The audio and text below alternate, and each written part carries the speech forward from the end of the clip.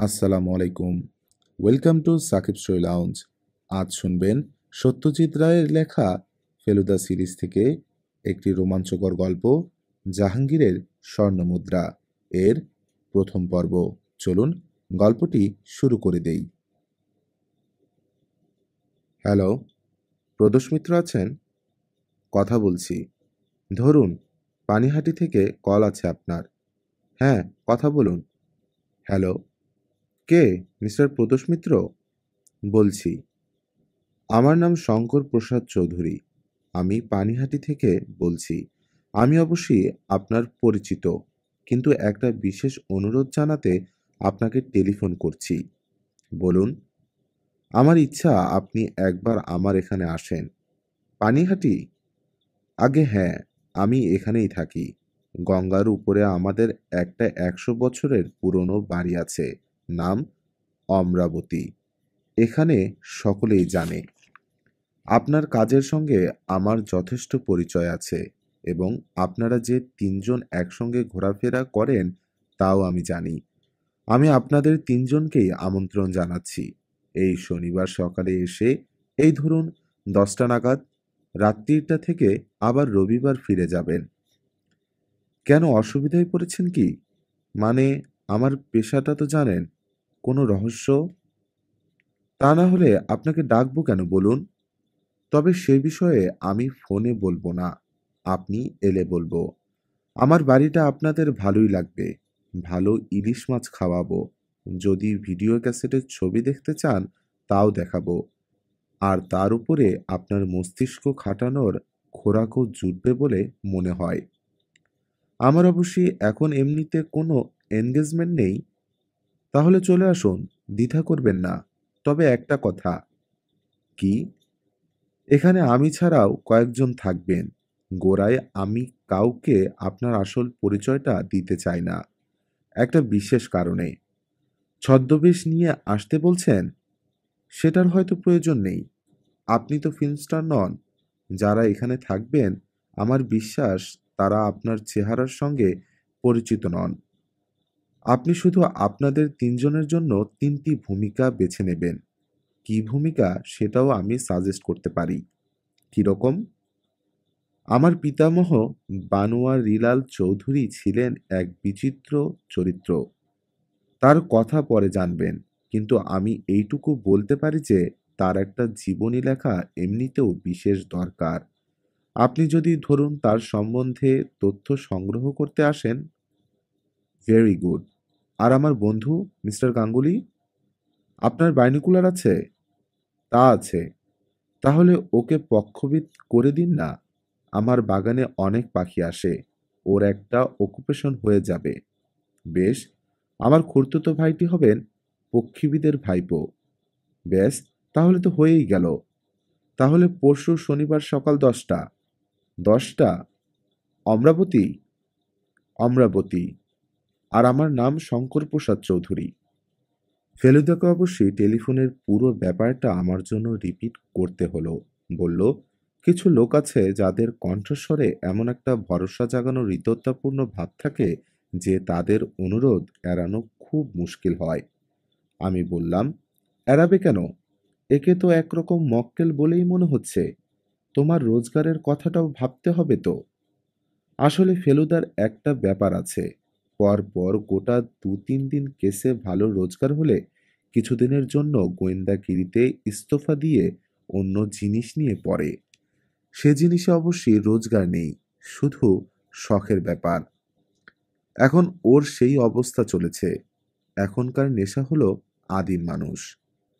সম্প্রতি পূর্ব আফ্রিকার জীবত্ববিদ রিচার্ড লিকির একটা সাক্ষাৎকার পড়েও জেনেছে যে লিকির কিছু আবিষ্কারের ফলে আদিম মানুষের উদ্ভবের সময়টা এক ধাক্কায় লাখ লাখ বছর পিছিয়ে গেছে। ফেলুদা এখন আদিম মানুষ ও তার বানর পূর্বাবস্থার ভাবনায় মশগুল। ৫ বার গেছে মিউজিয়ামে, ৩ বার ন্যাশনাল লাইব্রেরি আর একবার চিড়িয়াখানা। একদিন বলল, একটা থিওরিতে কি বলে জানিস? বলে মানুষ এসেছে আফ্রিকার এক বিশেষ ধরনের খুনে বাদর থেকে, যাকে বলে কিলার অ্যাপ। আর সেই কারণেই নাকি মানুষের মজ্জায় একটা হিংস্র প্রবৃত্তি রয়ে গেছে, যেটা প্রকাশ পায় যুদ্ধে, দাঙ্গায় আর খুন খারাপিতে।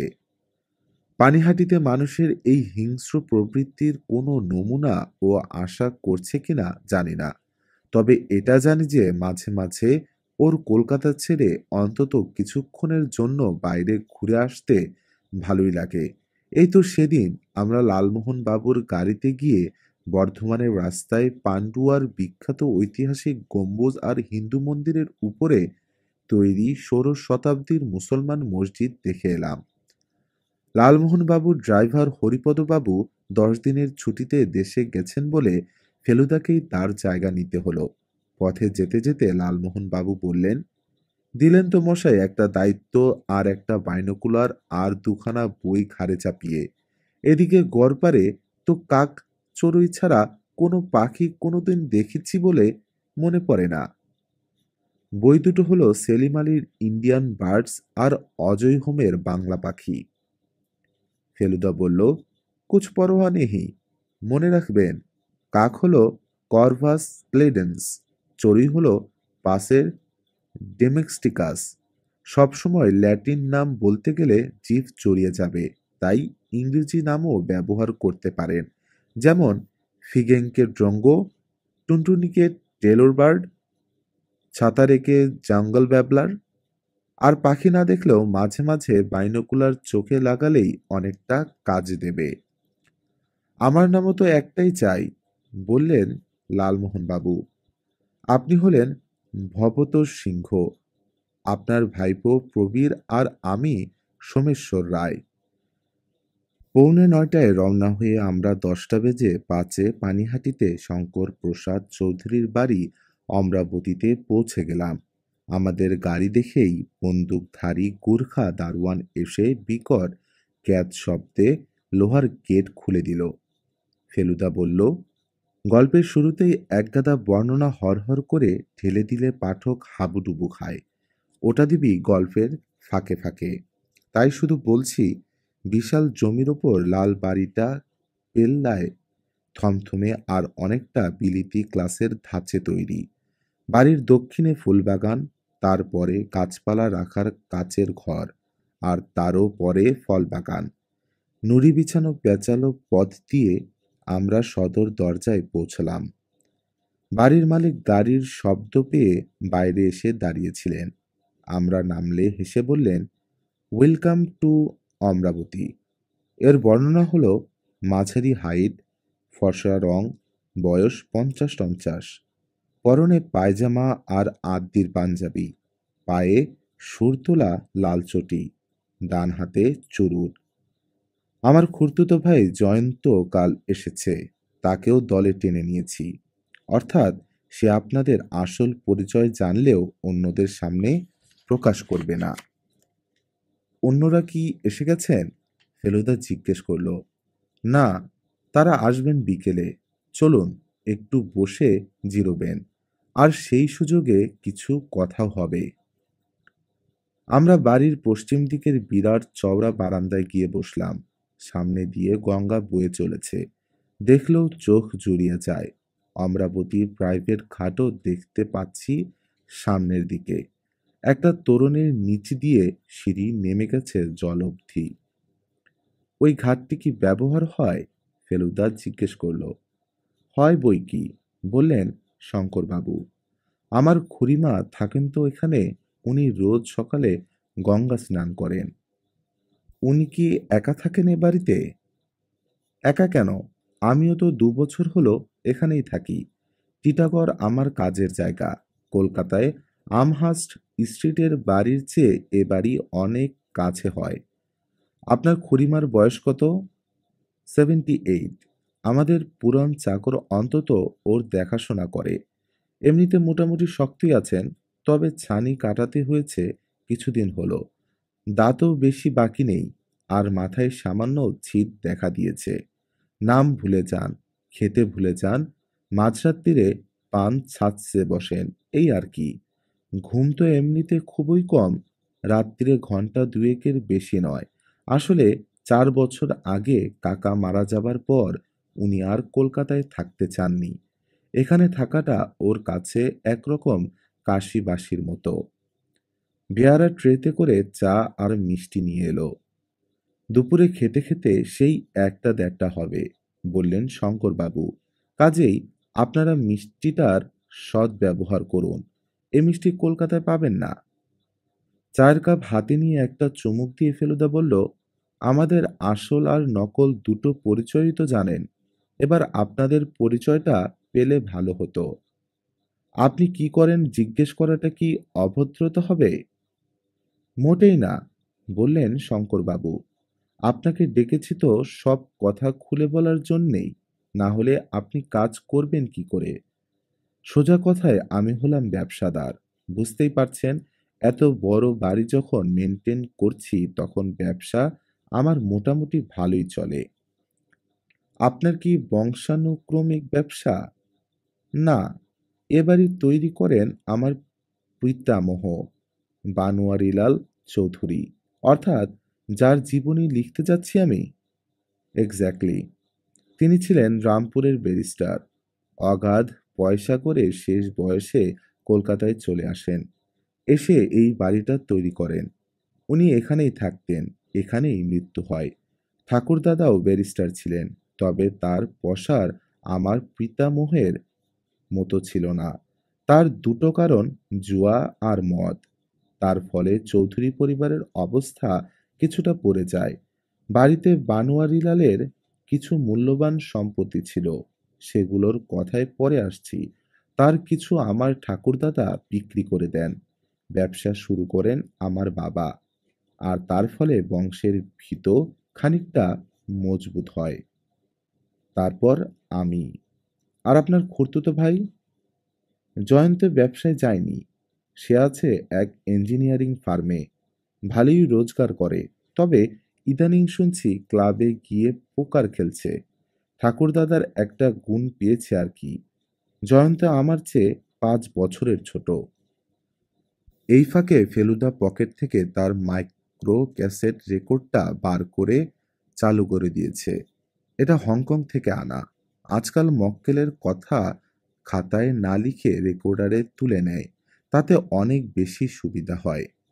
শঙ্করবাবু বললেন, আত্মীয়ের কথা তো হলো, এবার আত্মীয়ের প্রসঙ্গে আসা যাক। তার আগে একটা প্রশ্ন করে নিই, বলল ফেলুদা। যদিও প্রায় খসে উঠে গেছে, তবুও মনে হচ্ছে আপনার কপালে একটা চন্দনের ফোঁটা দেখতে পাচ্ছি। তার মানে? তার মানে আর কিছুই না। আজ হলো আমার জন্মতিথি। ফোঁটাটা দিয়েছেন খুড়িমা। জন্মতিথি বলেই কি আজ এখানে অতিথি সমাগম হবে? অতিথি বলতে মাত্র 3 জন। গত বছর ছিল 50th বার্থডে। সেবারও ডেকেছিলাম এই 3 জনকেই। ভেবেছিলাম ওই একটি বারই তিথি পালন করব, কিন্তু একটা বিশেষ কারণে এবারও করছি। বুঝতেই পারছেন, এ বাড়ির যারা একবার এসেছেন তাদের দ্বিতীয়বার আসতে কোনো আপত্তি হবে না। এই দ্বিতীয়বারের কারণটা কি? শঙ্করবাবু একটু ভেবে বললেন, খুব ভালো হয় আপনারা যদি চা খেয়ে একবারটি দোতলায় আসেন আমার সঙ্গে, আমার খুড়িমার ঘরে। তাহলে বাকি ঘটনাটা বুঝতে সহজ হবে, আর আমিও ব্যাপারটা গুছিয়ে বলতে পারবো। আমরা মিনিট খানেকের মধ্যেই উঠে পড়লাম। সিঁড়িতে পৌঁছাতে হলে বৈঠকখানা দিয়ে যেতে হয়। এখানে বলে রাখি, বাহারের আসবাব, কার্পেট, মখমলের পর্দা, ঝাড়লণ্ঠন, শ্বেত পাথরের মূর্তি ইত্যাদি মিলিয়ে এমন জমজমট বৈঠকখানা আমি বেশি দেখিনি। সিঁড়ি দিয়ে উঠতে উঠতে ফেলুদা বলল, আপনার খুড়িমা ছাড়া দোতলায় আর কে থাকেন? খুড়িমা থাকেন উত্তর প্রান্তে, বললেন শঙ্করবাবু, আর দক্ষিণে থাকি আমি। জয়ন্ত এলেও দক্ষিণেরই একটা ঘরে থাকে। দোতলার ল্যান্ডিং পেরিয়ে আমরা ঢুকলাম খুড়িমার ঘরে। বেশ বড় ঘর, কিন্তু এতে কোনো জাঁকজমক নেই। পশ্চিমে দরজার বাইরে আলো আর বাতাসের বহর দেখে বোঝা যায় ওদিকেই গঙ্গা। দরজার পাশেই বুড়ি মাদুরে বসে মালা জপছে। তার পাশে একটা হামানদিস্তা, একটা পানের বাটা আর একটা মোটা বই। নির্ঘাত রামায়ণ কি মহাভারত হবে। আসবাব বলতে একটা খাট আর একটা ছোট আলমারি। আমরা ঘরে ঢুকতেই খুড়িমা মাথা তুলে পুরো চশমার ভিতর দিয়ে আমাদের দিকে চাইলেন। কজন অতিথি এসেছেন কলকাতা থেকে? বললেন, শঙ্করবাবু। তাই এই ঘাটের মরাকে দেখাতে আনলি? আমরা তিনজনে এগিয়ে গিয়ে প্রণাম করতে বৃদ্ধা বললেন, তা বাপু, তোমাদের পরিচয় জেনে আর কি হবে? নাম তো মনে থাকবে না। নিজের নামটাই ভুলে যাই মাঝে মাঝে। এখন তো বসে বসে দিন গোনা। আসুন। শঙ্করবাবু ডাকে আমরা ঘুরলাম। বৃদ্ধা আবার বিড়বিড় করে মালা জপতে শুরু করলেন। এবার দেখলাম ঘরের উল্টো দিকে খাটের পাশে একটা প্রকাণ্ড সিন্দুক রয়েছে। শঙ্করবাবু পকেট থেকে চাবি বার করে সিন্দুকটা খুলতে খুলতে বললেন, এবারে আপনাদের যে জিনিস দেখাবো সে হলো আমার পিতামহের সম্পত্তি। রামপুরে থাকতে বহু নবাব তালুকদার তার মক্কেল ছিলেন। এগুলো তাদের উপঢৌকন। এরই বেশ কিছু আমার ঠাকুরদাদা বিপাকে পড়ে বেচে দিয়েছিলেন। তবে তার পরেও কিছু আছে, যেমন এই যে দেখুন। শঙ্করবাবু একটা থলি বার করে তার মুখটা ফাঁক করে হাতের তেলায় উপুর করলেন। ঝনঝন করে কিছু গোল চাকতি তেলোয় পড়ল।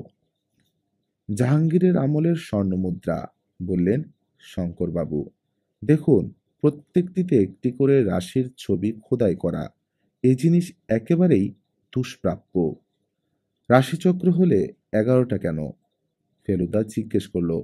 12টা হওয়া উচিত নয় কি? একটি মিসিং। আমরা পরস্পরের দিকে চাইলাম। আরও জিনিস আছে, বললেন শঙ্করবাবু। সেগুলো এই আইভরির বাক্সটার মধ্যে।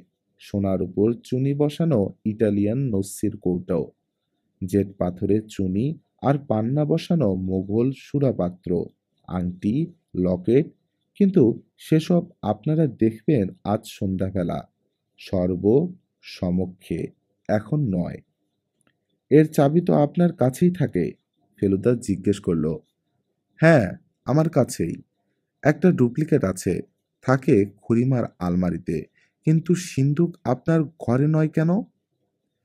এ ঘরটা অতীতে ছিল আমার পিতামহর ঘর। সিন্দুক তারই আমলের। ওটা আর সরায়নি। আর কড়া পাহারা আছে গেটে। এ ঘরে খুড়িমা প্রায় সর্বক্ষণ থাকেন। তাই এক হিসেবে ওটা এখানে যথেষ্ট সেফ। আমরা আবার নিচের বারান্দায় ফিরে এলাম। চেয়ারে বসার পর ফেলুদা টেপ রেকর্ডার চালু করে দিয়ে বলল, একটি মুদ্রা মিসিং হলো কি করে? সে কথাই তো বলছি, বললেন শঙ্করবাবু। তিনজনকে উইকেন্ডে নেমন্তন্ন করেছিলাম গত জন্মতিথিতে। একজন হলেন আমার বিজনেস পার্টনার নরেশ কাঞ্জিলাল, আরেকজন এখানকারই ডাক্তার অর্ধেন্দু সরকার, আর তৃতীয় ব্যক্তি হলেন কালীনাথ রায়। ইনি স্কুলে আমার সহপাঠী ছিলেন। ৩৫ বছর পরে আবার আমার সঙ্গে যোগাযোগ করেন। আমার প্রতিমহের মহামূল্য সম্পত্তির কথা এরা সকলেই শুনেছিলেন, কিন্তু চোখে দেখেননি। আমার পরিকল্পনা অনুযায়ী রাত্রিরে ডিনারের পর জয়ন্ত সিন্দুক থেকে স্বর্ণ মুদ্রার থলিটা বার করে নিচে বৈঠকখানায় আনে। কয়েনগুলো টেবিলের উপর ছড়িয়ে রেখেছি। সকলে ঘিরে দেখছে। এমন সময় হলো লোডশেডিং। ঘর অন্ধকার। এটা অবশ্যই অস্বাভাবিক ঘটনা নয়। চাকর ২ মিনিটের মধ্যে মোমবাতি নিয়ে আসলো। আমি কয়েনগুলো তুলে নিয়ে আবার সিন্দুকে রেখে দিলাম। একটা যে কমে গেছে সেটা তখন খেয়াল করিনি। এমন যে হতে পারে কল্পনাও করিনি। পরদিন সকলে চলে যাবার পর মনে একটা খটকা লাগাতে সিন্দুক খুলে দেখি কর্কট রাশির মুদ্রাটা নেই। কয়েনগুলো আপনিই তুলে রেখেছিলেন? হ্যাঁ, আমি। ব্যাপারটা বুঝুন মিস্টার মিত্তির। তিনজন নিমন্ত্রিত। একজনকে ২৫ বছর চিনি, আমার বিজনেস পার্টনার। অর্ধেন্দু সরকার হলেন ডাক্তার, এবং ভালোই ডাক্তার। খর্দা টিটাগড় থেকে কল আসে ওর। আর কালীনাথ আমার বাল্যবন্ধু। কিন্তু এদের সকলকেই কি অনেস্ট লোক বলে জানেন আপনি? সেখানেই অবশ্যই গণ্ডগোল। কাঞ্জিলালের কথা ধরুন। ব্যবসায় অনেকেই জেনে শুনে অসৎ পন্থা নেয়, কিন্তু কাঞ্জিলালের মতো এমন অম্লান বদনে নিতে আমি আর কাউকে দেখিনি। আমাকে ঠাট্টা করে বলে, তুমি ধর্মযাজক হয়ে যাও, তোমার দ্বারা ব্যবসা হবে না। আর অন্য দুজন? ডাক্তারের কথা আমি জানি না। খুড়িমা মাঝে মাঝে বাতে ভোগেন, ডাক্তার তাকে এসে দেখে যান, এর বেশি জানি না। তবে কালীনাথ বোধ হয় গভীর জলের মাছ, এক যুগ দেখা নেই। হঠাৎ একদিন টেলিফোন করে আমার কাছে এলো, বলল, বয়স যত বাড়ছে ততই পুরনো দিনের কথা মনে পড়ে, তাই একবার ভাবলাম তোমার সঙ্গে দেখা করি। আপনি তাকে দেখেই চিনেছিলেন? তা চিনেছিলাম। তাছাড়া স্কুলের বহু পুরনো গল্প করল। সে যে আমার সহপাঠী তাতে সন্দেহ নেই। গোলমালটা হচ্ছে সে যে এখন কি করে তা কিছুতেই ভেঙে বলে না। জিজ্ঞেস করলেই বলে, ধরে নাও তোমারই মতো ব্যবসা করি। এদিকে গুণ যে নেই তা নয়, খুব আমোদের রসিক লোক। স্কুলে থাকতে ম্যাজিক দেখাতো, এখনো সে অভ্যাসটা রেখেছে। হাত সাফাই রীতিমতো ভালো। আপনার ভাইও তো অন্ধকারের মধ্যে ঘরে ছিলেন। সে ছিল, তবে সে তো এ জিনিস আগে দেখেছে, তাই সে টেবিলের কাছে ছিল না। নিয়ে থাকলে ওই তিনজনের একজনই নিয়েছে। তারপর আপনি কি করলেন? কি আর করতে পারি বলুন? এমন লোক আছে যারা এই অবস্থায় সোজাসুজি পুলিশ ডেকে তিনজনের বাড়ি সার্চ করাতো, কিন্তু আমি পারিনি। এই তিনজনের সঙ্গে বসে কত ব্রিজ খেলেছি, আর তাদের একজনকে বলবো চোর? তার মানে সেলফ হজম করে গেলেন ব্যাপারটা?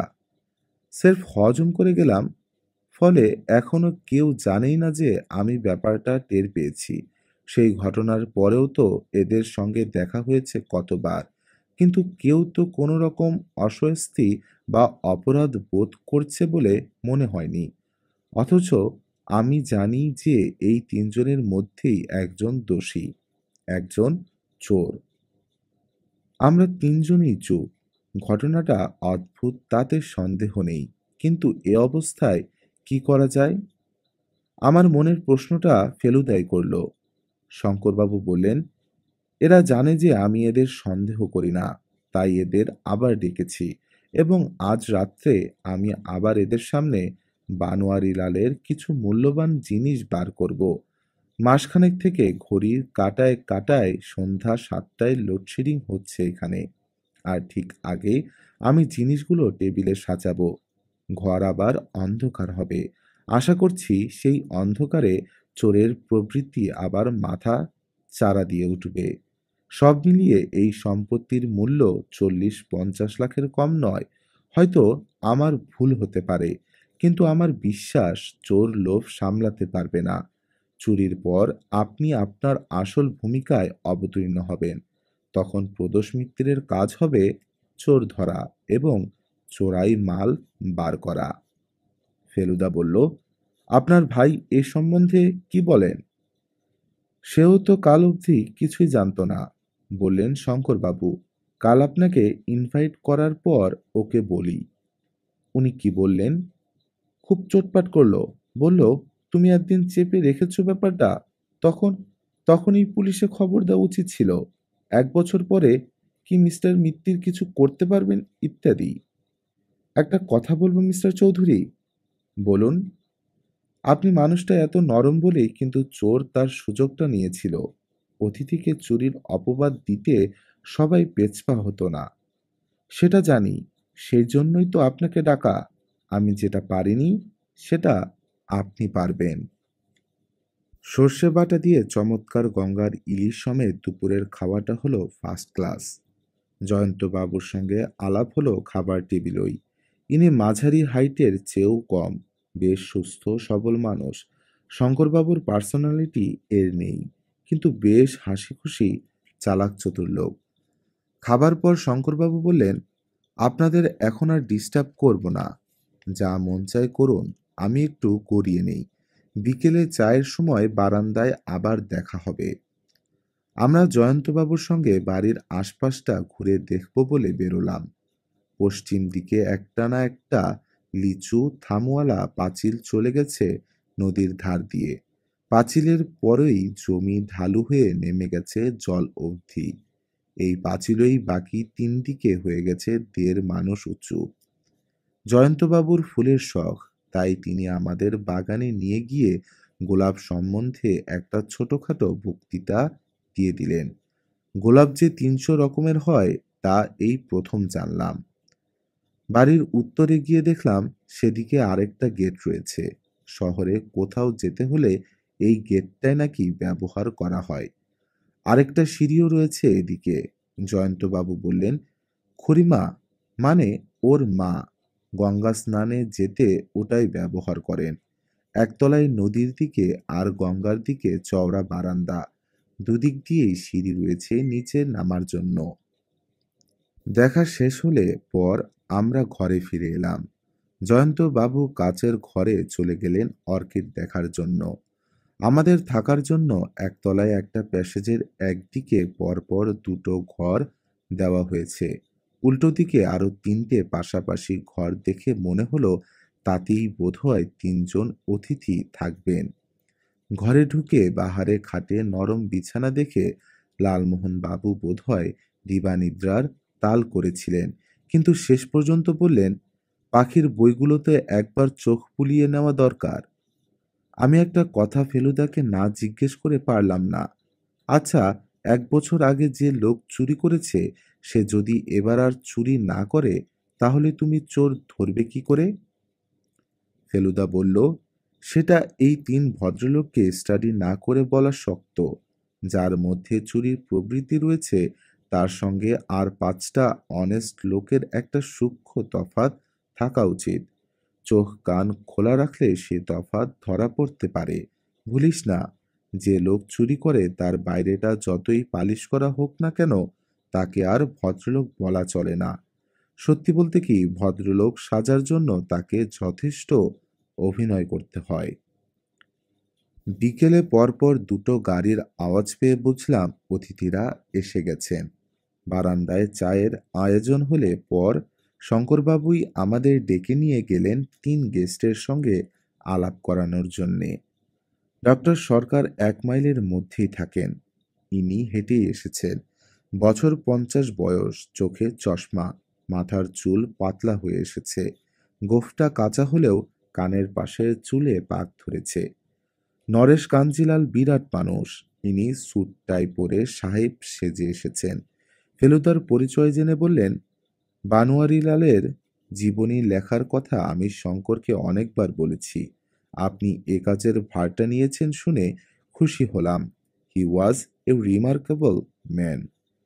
মজার লোক হলেন কালীনাথ রায়। এর কাঁধে একটা ব্যাগ ঝুলছে, তাতে হয়তো ম্যাজিকের সরঞ্জাম থাকতে পারে। লালমোহন বাবুর সঙ্গে পরিচয় হতেই বললেন, পক্ষবিদ যে মুরগির ডিম পকেটে নিয়ে ঘোরে তা তো জানতুম না মশাই। কথাটা বলেই খপ করে লালমোহন বাবুর পাঞ্জাবির পকেটে হাত ঢুকিয়ে একটা মুরগির ডিমের সাইজের মসৃণ সাদা পাথর বার করে দিয়ে আক্ষেপের সুরে বললেন, হে হে, এ যে দেখছি পাথর, আমি তো ফ্রাই করে খাবার মতলব করেছিলুম। কথা হলো রাত্রিরে খাবার পর কালীনাথ বাবু তার হাত সাফাই দেখাবেন। সূর্য হেলে পড়েছে, গঙ্গার জল চিকচিক করছে, ঝিরঝিরে হাওয়া, তাই বোধ হয় নরেশবাবু আর কালীনাথবাবু নেমে গেলেন বাইরের শোভা উপভোগ করতে। লালমোহনবাবু কিছুক্ষণ থেকেই উসখুস করছিলেন। এবার বাইনোকুলার বার করে উঠে পড়ে বললেন, দুপুরে যেন একটা প্যারাডাইস ফ্লাইক্যাচের ডাক শুনেছিলুম। দেখি তো পাখিটা আশেপাশে আছে কিনা। ফেলুদার গম্ভীর মুখ দেখে আমিও হাসিটা কোনো মতে চেপে গেলাম। ডাক্তার সরকার চায়ে চুমুক দিয়ে শঙ্করবাবুর দিকে ফিরে বললেন, আপনার ভ্রাতাটিকে দেখছি না, সে কি বাগানে ঘুরছে নাকি? ওর ফুলের নেশার কথা তো আপনি জানেন। ওকে তো বলেছি মাথায় টুপি না পরে যেন রোদে না ঘোরেন। সে আদেশ তিনি মেনেছেন কি? জয়ন্তী কি ডাক্তারের আদেশ মানার লোক? আপনি তাকে চেনেন না? ফেলুদা যে চারমিনার হাতে আর চোখে ডাক্তারের কথাবার্তা হাবভাব লক্ষ্য করে যাচ্ছে সেটা বেশ বুঝতে পারছি। আপনার খুড়িমা কেমন আছেন? শঙ্করবাবুর দিকে ফিরে জিজ্ঞেস করলেন ডক্টর সরকার। এমনিতে তো ভালোই, বললেন শঙ্করবাবু। তবে অরুচির কথা বলেছিলেন যেন? আপনি একবার ঢু মেরে আসুন না। তাই যাই। ডক্টর সরকার চলে গেলেন খুড়িমাকে দেখতে। প্রায় একই সঙ্গে জয়ন্ত বাবু ফিরে এলেন বাগান থেকে, ঠোঁটের কোণে হাসি। কি ব্যাপার, হাসির কি হলো? জিজ্ঞেস করলেন শঙ্করবাবু। জয়ন্তবাবু টিপট থেকে কাপে চা ঢেলে নিয়ে ফেলুদার দিকে ফিরে বললেন, আপনার বন্ধু কিন্তু চোখে বাইনোকুলার লাগিয়ে বেদম অভিনয় করে যাচ্ছেন পক্ষীদের। ফেলুদাও হেসে বললেন, অভিনয় তো আজ সকলকেই করতে হবে অল্প বিস্তর। আপনার দাদার পরিকল্পনাটা তো নাটকীয়। জয়ন্তবাবু গম্ভীর হয়ে গেলেন। আপনি কি দাদার পরিকল্পনা অ্যাপ্রুভ করেন? আপনি করেন না বলে মনে হচ্ছে, বলল ফেলুদা। মোটেই না, বললেন জয়ন্তবাবু। আমার ধারণা চোর অত্যন্ত শিয়ানা লোক। সে কি আর বুঝবে না যে তার জন্য ফাঁদ পাতা হচ্ছে? সে কি জানে না যে দাদা একদিনে টের পেয়েছে যে সিন্ধুকের একটি মূল্যবান জিনিস গায়েব হয়ে গেছে? সবই বুঝি, বললেন শঙ্করবাবু, কিন্তু তাও আমি ব্যাপারটা ট্রাই করে দেখতে চাই। ধরে নাও এটা আমার গোয়েন্দা কাহিনী প্রীতির ফল। তুমি কি সিন্ধুকের বাকি সব জিনিসই বার করতে চাও? না, শুধু ইটালিয়ান নস্যির কৌটো আর মোগলাই সুরা পাত্র। ডক্টর সরকার খুড়িমাকে দেখতে গেছেন। উনি এলেই তুমি ওপরে গিয়ে জিনিস দুটো বার করে আনবে, আমি পকেটে রেখে দেব। এই নাও চাবি। জয়ন্তবাবু অনিচ্ছার ভাব করে চাবিটা নিলেন। মিনিট পাঁচেকের মধ্যে ডক্টর সরকার ফিরে এলেন। ভদ্রলোক হেসে বললেন, দিব্যি ভালো আছেন আপনার খুড়িমা। বারান্দায় বসে দুধ ভাত খাচ্ছেন। আপনাদের আরও অনেক দিন জ্বালাবেন। জয়ন্তবাবু চুপচাপ উঠে পড়লেন। কি, বসে আছেন চেয়ারে? ফেলুদার দিকে ফিরে বললেন ডক্টর সরকার। চলুন, একটু হাওয়া খাবেন। এ হাওয়া কলকাতায় পাবেন না। শঙ্করবাবু সমেত আমরা চারজনেই সিঁড়ি দিয়া নামলাম। বায়ে চেয়ে দেখি লালমোহন বাবু বাগানের মাঝখানে একটা শ্বেতপাথরের মূর্তির পাশে দাঁড়িয়ে চোখে বাইনোকুলার লাগিয়ে এদিক ওদিক দেখছেন। পেলেন আপনার প্যারাডাইস ফ্লাইক্যাচারের দেখা? জিজ্ঞেস করলো ফেলুদা। না, তবে এইমাত্র একটা জঙ্গল ব্যাবলার দেখলুম মনে হলো। এখন পাখিদের বাসায় ফেরার সময়, বলল ফেলুদা। এরপরে পেঁচা ছাড়া আর কিছুই দেখতে পাবেন না। বাকি দুইজনে গেলেন কোথায়? বাড়ির সামনের দিকে কি, না কাছের ঘরের পিছনের ফুলবাগানে? শঙ্করবাবু বোধহয় একই প্রশ্ন মনে জেগেছিল, কারণ উনি হাঁক দিয়ে উঠলেন, কই হে নরেশ, কালীনাথ, গেলে কোথায়? একজনকে দেখলুম এদিকের সিঁড়ি দিয়ে বাড়ির ভিতর ঢুকতে, বললেন লালমোহন বাবু। কোনজন? প্রশ্ন করলেন শঙ্করবাবু। বোধহয় সেই ম্যাজিশিয়ান ভদ্রলোক। কিন্তু লালমোহনবাবু ভুল দেখেছিলেন। বাড়ি থেকে বেরিয়ে এলেন কালীনাথ বাবু নয়, নরেশ কাঞ্জিলাল। সন্ধ্যের দিকে ঝপ করে টেম্পারেচারটা পড়ে, বললেন কাঞ্জিলাল। তাই আলোয়ানটা চাপিয়ে এলাম। আর কালীনাথ? প্রশ্ন করলেন শঙ্করবাবু। সে তো বাগানে নেমেই আলাদা হয়ে গেল। বলছিল শুকনো ফুলকে টাটকা করে দেবার একটা ম্যাজিক দেখাবে। তাই মিস্টার কাঞ্জিলালের কথা আর শেষ হলো না, কারণ সেই সময় বুড়ো চাকর অনন্তর চিৎকার শোনা গেল, দাদাবাবু! অনন্ত গঙ্গার দিকের বারান্দার সিঁড়ি দিয়ে নেমে অত্যন্ত ব্যস্তভাবে ছুটে এলো আমাদের দিকে। কি হলো অনন্ত? শঙ্করবাবু উদ্বিগ্নভাবে প্রশ্ন করে এগিয়ে গেলেন। ছোট দাদাবাবু অজ্ঞান হয়ে পড়ে আছেন দোতলায়। শুনছিলেন জাহাঙ্গীরের স্বর্ণমুদ্রা প্রথম পর্ব। গল্পটি কেমন লাগলো কমেন্টে জানাতে ভুলবেন না। লাইক দিন, শেয়ার করুন আর সাবস্ক্রাইব করুন সাকিব স্টোরি লাউঞ্জে, এবং পরবর্তী পর্বের জন্য অপেক্ষা করুন। আশা করি কালকেই পেয়ে যাবেন। ধন্যবাদ সবাইকে। সুস্থ থাকুন, সচেতন থাকুন আর গল্পের সাথেই থাকুন।